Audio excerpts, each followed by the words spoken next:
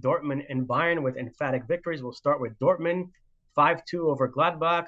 Their goals, Haller scored twice, Malen, Jude Bellingham, and Gio Reyna found the back of the net with virtually the last kick of the game. A free kick by Guerrero. The goalkeeper spilled it, and then Gio kind of bundled it over for his 7th Bundesliga goal of the campaign. The record for an American is 9. Eric Wijnaldum with Saarbrücken back in 92-93. What a strange season for Gio Reyna. But Eric did it as a starter, right? I believe so. Yeah, I mean, he'll tell us if we get that wrong. But ultimately, I mean, it's just so amazing that, you know, part of the angst that has existed relative to Gio Reyna is in large part due to the fact that he was a substitute in the World Cup in Qatar. And yet, and I know, look, the U.S. men's national team is a different team than Dortmund. I get that. But he's kind of painted himself into this situation that he doesn't necessarily want to be in as this super sub. But to his credit, you know, he's come in and done exactly, as you say, what any coach and what any team wants from a substitute.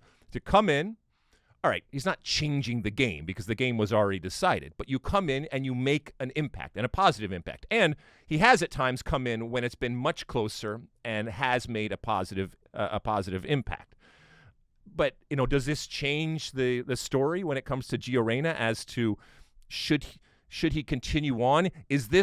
Should we view this super sub role simply as a way to become a starter next year, or will he forever be looked at as a super sub, which I think is ultimately the case? But I guess it's a strange feeling to congratulate Gio on doing something that he doesn't want to necessarily be doing. No player, let's be honest, no player wants to be a substitute. But this is his lot in soccer life right now, and he's got to deal with it until, like we said, this summer when things might change dramatically and he will become a starter. I guess it might be interesting as to what role he plays this summer coming into the national team, and does he start or is he a super sub for the U.S. men's national team also?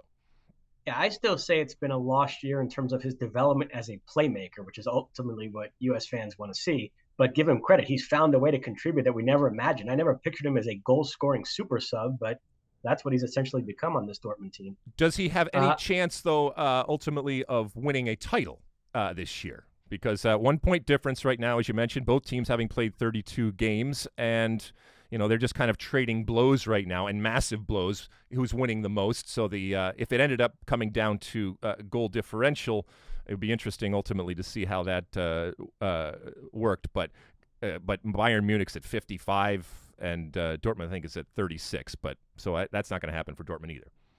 You like that clip? Well, my State of the Union podcast drops every week. Subscribe now on Apple Podcasts, Spotify, or wherever you get your podcasts. You like that clip? Well, my State of the Union podcast drops twice a week right here on my very own YouTube page. The only way to stay up to date is to hit that subscribe button down below. Size the day, and see you soon.